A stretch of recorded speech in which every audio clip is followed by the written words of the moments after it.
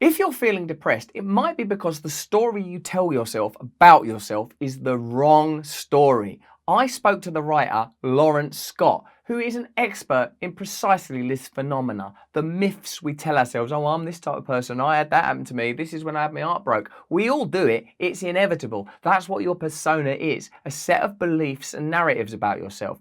If you can change those narratives, you can change your entire reality. I spoke to Lawrence Scott originally in my podcast, Under the Skin. You can get it from Luminary. Click on the link in the description if you want to sign up. But for now, enjoy this bit of the conversation completely for free and stay to the end and let me know what you think about it.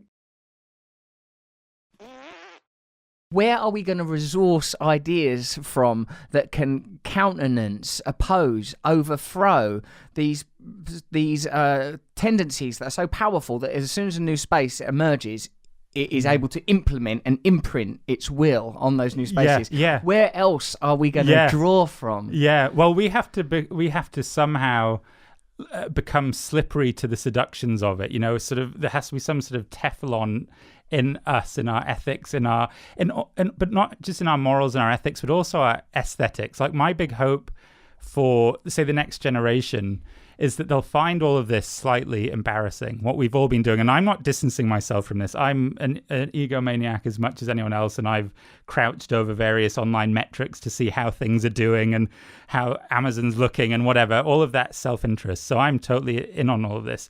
But the generation after may just look and think, I can't believe there was that economy and that's how people were sort of presenting themselves. There may be a slight distaste to it, and it may be sort of a reversion to sort of a more of a slacker 90s pendulum swing, which is more of a wanting out rather than this quite needy attention. Like, maybe I'll get sponsored if I get enough followers. Maybe, I'll Starbucks will let me get free coffee or something if I mention them. So that whole way of organizing may just go out of style. That's one thing. But also, I think just an awareness and just talking about how we're thinking of our lives. So I'm really interested in this idea of the story. I don't know if you've come across this in your own goings about, but I've noticed that we're being encouraged to think of our lives as stories all the time. So the future of social media has been forecast that the Instagram stories, those little ephemeral sort of clusters of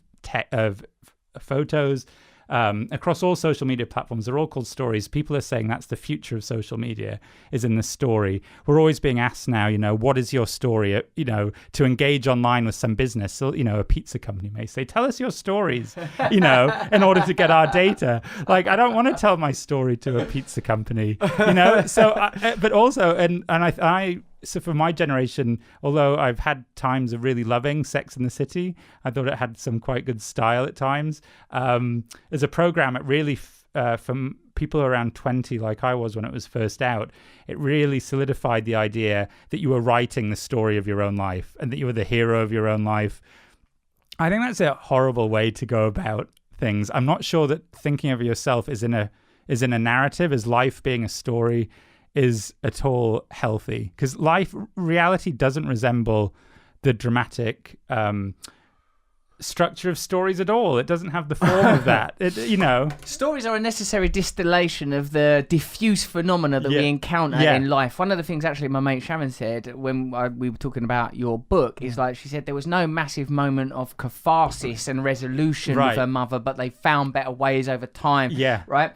And I said, because, and she said something like it wasn't like a film. And I said, because a film is a distillation. A film is to provide you with an emblem, a symbol that we can momentarily go, it's a bit like that. Now, I'm in a sense conflicted, Lawrence, because I feel that people having a relationship to myth is an important thing of, like, well, what is it like to be, like, obviously narrative appeals because we know two things: we're born and we're going to die. So we know that there is like an apparent timeline for an entropic entity such as us. So having ways of formulating that, of making sense of that, it seems to me is important. But in a post-structuralist world, we have to consider that even things that we consider essential, such as justice, such as truth, often are freighted with the intentions of the powerful. This is what because it's not just your life should be a story, it's your life should be this type of story. And this is what a good story looks like. And this is how a good citizen behaves. And this is not a good citizen. And I note the emergence of a sort of for me at least, it seems that it's coming from liberalism, the place where freedom and love and lack of judgment was supposed to come from, that these things seem now to be heavily imbued with judgment, boundaries, and not. I feel like, what is it that's being nurtured here? On whose behalf?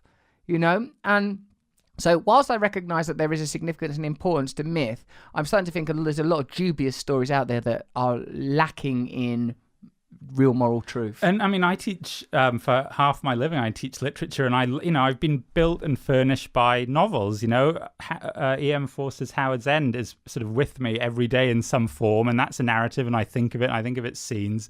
But I think the danger, and I love its living rooms. It's an amazing book just for the living rooms alone. The drawing rooms are great. But I think having one story is the problem, or a single narrative, that there should just be these fragments. We should just live among collisions of stories. They should spark again. We're sparking again, Russell. But we're, stories just hitting each other, off each other, and nothing being this dogmatic set narrative. And when we think of a traditional narrative, the sort of fixed characterizations, I think it's a bad idea for us to think of our characters as fixed, because then we can't escape them. A big sort of misreading of Freud was that he was saying we have to sort of learn the narrative that suits us, or sort of come to grips with the narrative that works for us. But, scholars of Freud have said, his whole thing was, we have to get away from the stories that oppress us, the personal narratives that are oppressing us.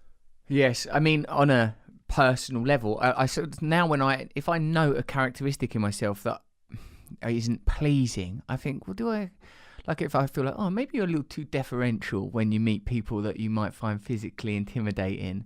Like, I think, yeah, that's interesting that you do that. Don't do it anymore. Yeah. And then I thought, okay, I can alter that. I can, or if I'm conscious, if I'm awake, I can interact with these ideas.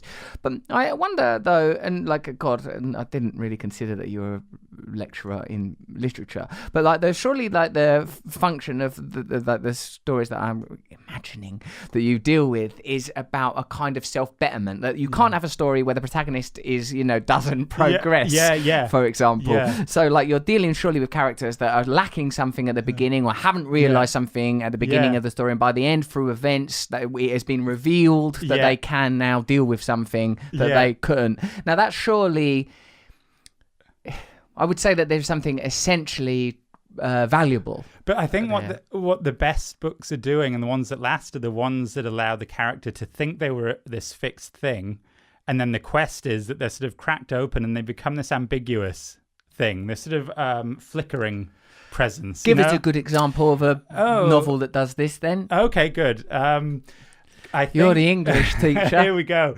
I'm going to mention a good example of this is Colm Tóibín's The Master, which is a novel about Henry James. So it's a fictional sort of interpretation of the late Henry James's sort of career and life.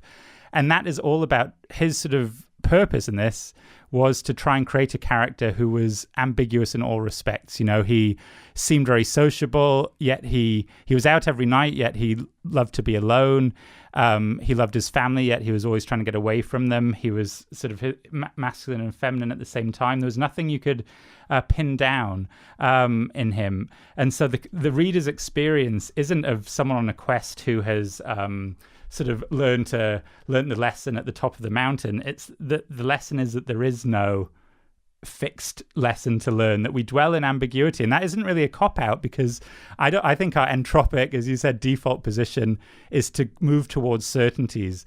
And so the best art is something that allows us to shimmer and not to fix us with how many followers we have, etc. Well, do you think we are the engineers of our own reality? What stories do you tell yourself about yourself? How are you going to change your reality if you don't change these stories? It's all well and good being caught up in global conspiracies. If you don't change the conspiracies of the self, you ain't going to change nothing. That's what I believe. But what do you think? Let me know in the comments below. If this video was useful to you, have a look at this one. Or if you want to learn a little bit about what's going on in what we call the real world, have a look at this cheeky little guy. Please sign up to my mailing list where you can learn about everything I'm up to, what I'm reading, what I'm thinking, and where I'm appearing touring next year between January and May all over the UK, and you can come see me live. We can do all sorts of stuff together. Let me know what you need. I'm here to serve you. Please subscribe to this channel. It's important for me to have subscribers. Give it a like and turn on the notification bell. It's the only way I can reach out into your mind and touch you. Lots of love to you. Stay free.